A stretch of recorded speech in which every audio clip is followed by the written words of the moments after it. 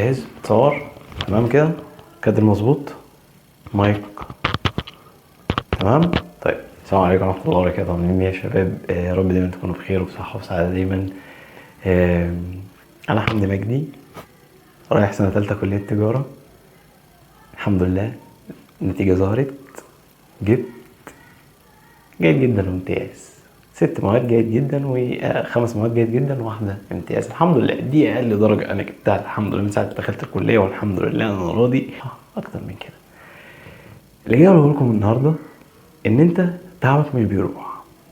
انا في اول ترم لما دخلت كليه التجاره ذاكرت طول الترم، يا طول النهار وطول يعني من 4 الفجر لحد 10 بالليل. من 4 الفجر كنت عامل معسكر مغلق مع نفسي في المذاكره، حاجه يعني بصراحه مهلكه جدا. الحمد لله دخلت جبت امتياز وتمام، ربنا كرمني. الامتحان كنتش بياخد في ايديا يعني ساعه الا ربع. تمام. طيب الترم اللي بعديه بدات اقلل الوقت شويه، قلت بدل ما اخد وقت كتير قوي كده، لا انا بحكم يعني بالتعليم والاسلوب اللي كنت بذاكر بيه والطريقه اللي انا كنت بذاكر بيها، بدا الوقت ان انا بدا يقل معايا. خلاص اتعلمت شويه، الحمد لله دخلت جبت امتياز.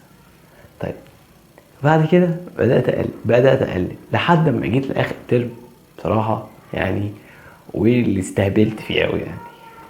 قللت الفتره وكترت المواد اللي انا داخل امتحانها، وجبت جيد جدا وامتياز. مادة امتياز ومواد تانية جيد جدا.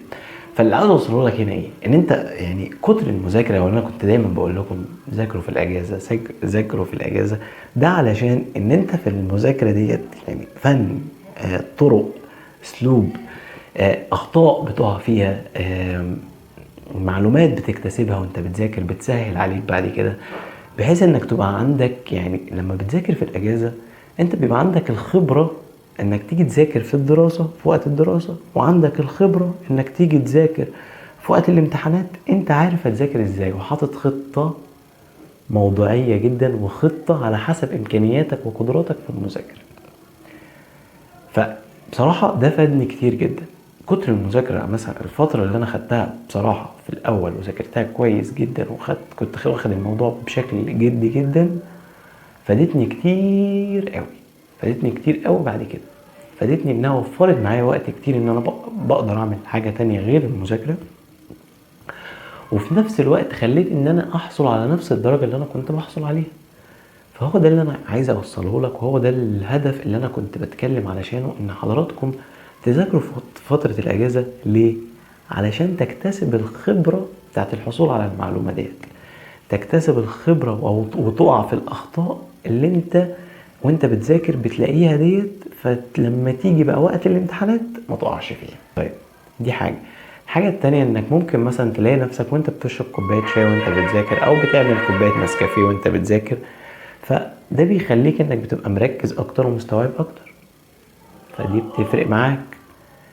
الحاجة التالتة برضو، او مثلا حاجة تالتة، ان انت وانت بتذاكر الغلطة مثلا المعلومة اللي انت بتحصل عليها بتبقى عارف انك هتحصل عليها ازاي. يعني انت بتذاكر المعلومة ديت، انت عارف انت بتتعلم ازاي. بتتعلم، هل بتتعلم من سماع المعلومة، ولا بتتعلم من كتابة المعلومة، ولا بتتعلم من انك تطبق على المعلومة ديت كذا اسئلة وتسأل نفسك فيها وتجاوبها، او بالتكرار.